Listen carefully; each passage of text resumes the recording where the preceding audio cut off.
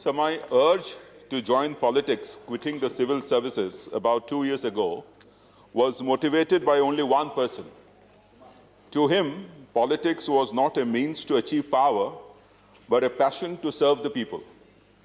When I eventually quit, he gave me and all party members a talisman, and that was Gandhi's talisman. And I quote, "Whenever you are in doubt or when the self becomes too much with you, apply the following test. Recall the face of the poorest and the weakest man whom you may have seen and ask yourself if the step you contemplate is going to be of any use to him. Will it restore him to a control over his own life and destiny?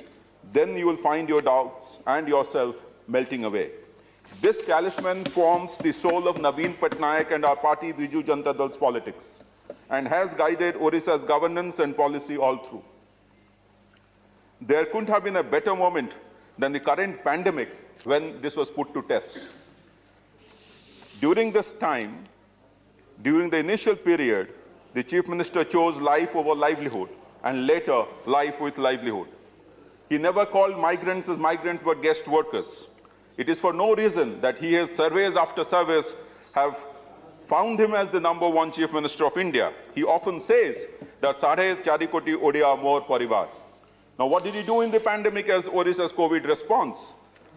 All 94 lakh poor families covered under the food security scheme received financial assistance of rupees 1,000 even before the central government had announced it. Social security pension for 4 months to 48 lakh beneficiaries. Construction workers were paid 1,500 each for losses incurred due to the lockdown, 22 lakhs. 3 months pre-matric scholarships was paid as an advance. Financial assistance of rupees 3,000 to around 65,000 street vendors across 114 urban local bodies was paid. Doubling of number of jobs offered under Mahatma Gandhi Narega scheme to 10 lakh.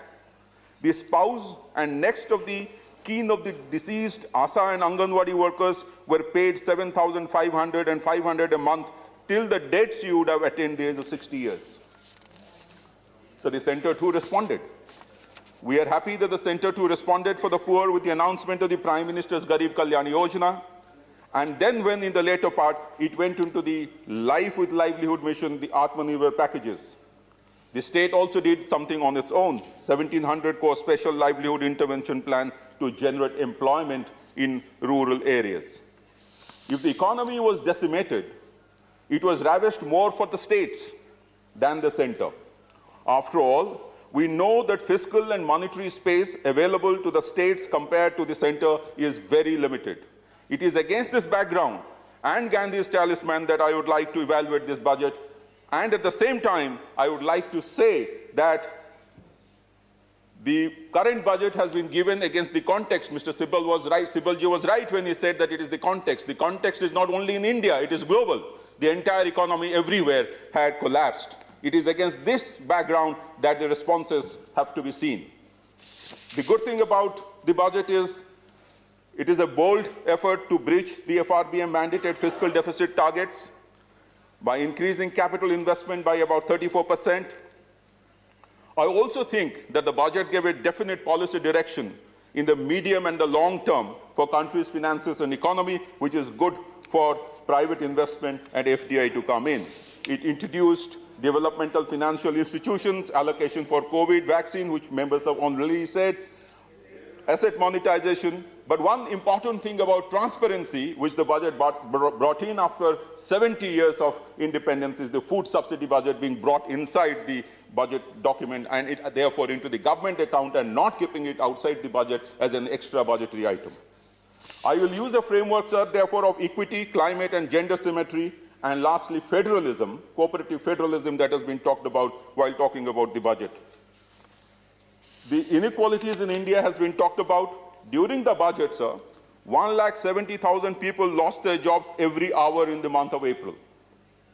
The Niti Aayog had also, in its index 2019, had reported about increase in poverty in 22 states since 2018, 24 states across 7 indicators and several such indicators. The pandemic only exacerbated this problem. So I would probably think that this budget is very strong on intent, but there could have been more empathy for Gandhi's poor that I talked about. The fund allocation to the development sector has come down from 1.37% in 2020-21 budget estimates to 1.30% in 2021-22. If you take out the food budget, the total stimulus is just about 1% more than the BE of last year. But it is understandable that the pandemic was there. When we talk about equity, we also have to be cognizant of the fact that the size of the cake has to increase. Therefore, there has to be a growth impetus. When I talk about the fact that more could have been done, I refer to agriculture, which is the largest employer in this country, but the allocation has decreased by 8.5%. Textiles, the increase is 3%, but capital expenditure has decreased by 20%. That is the second highest employer.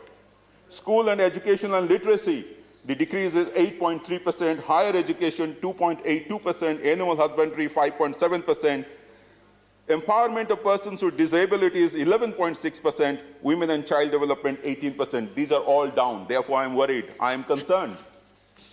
Even in the infrastructure push that one has been talking about, this will get accentuated. This inequality will probably get accentuated because the flow from the contractors that get the jobs to the wage employers might take time or may not be of that level. Therefore, the inequity, I am concerned, might increase. The national infrastructure pipeline's performance so far has not been very encouraging. The national monetization of assets for pipelines performance has also not been very encouraging, and therefore I would request the Honourable Finance Minister to be careful about this particular aspect. As far as employment is concerned, there has been 34% reduction in the NREGA funds. The percentage of employment that it will reduce is 17.64%. Urban employment, unlike Odisha, there has been no such scheme announced by the Finance Minister. I would strongly recommend similar scheme to be introduced, would have expected to be introduced in the budget. There is still time. As far as the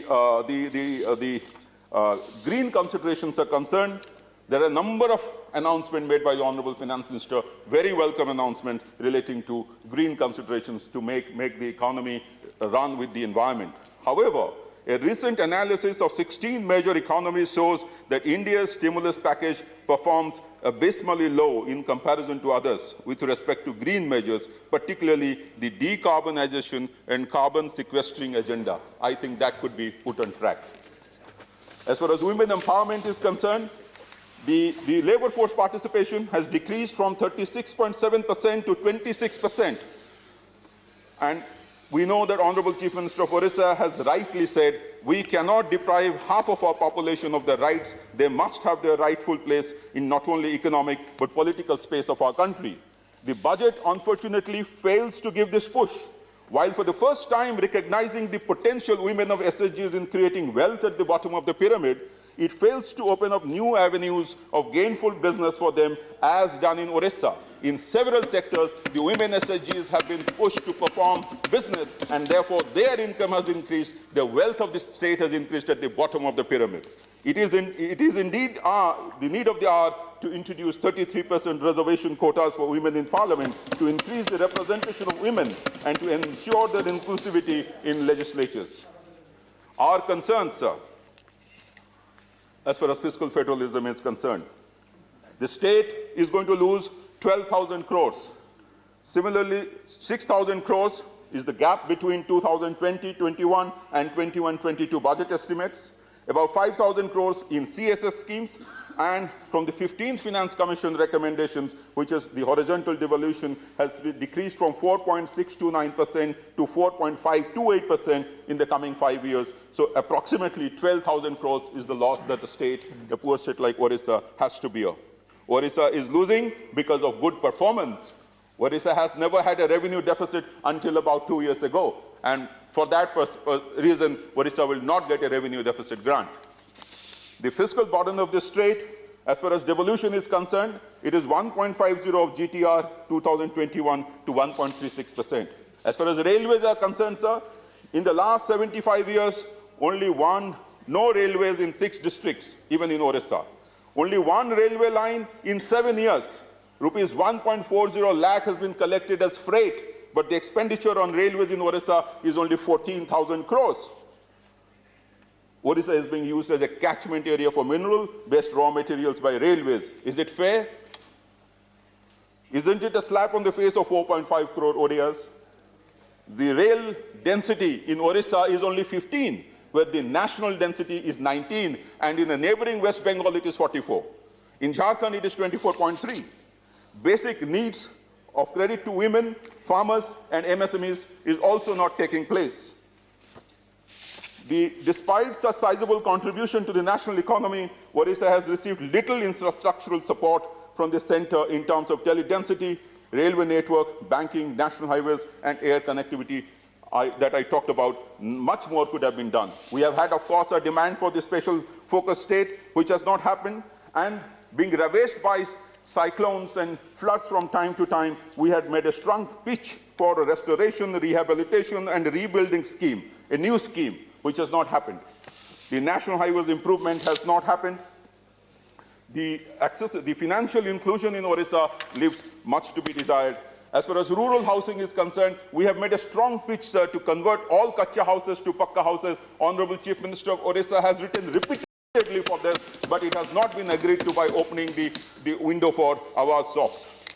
In case of agriculture, there is an opportunity to implement a scheme for joint liability group so that sharecropping farmers could actually get loans, as has been done in Odisha. This is a suggestion. As far as energy, the Odisha has suffered a loss of rupees 194 crore and 345 crore in 1920 and 2021. Please conclude. Your time is over, on sir. Account of idle Conclude now. For surrender energy. Thank you, sir. I will be concluding in just half a minute. Over the past few years, sir, Odisha has maintained a consistent growth rate which has been higher than the national average. We ask not to be treated differentially, but with equity.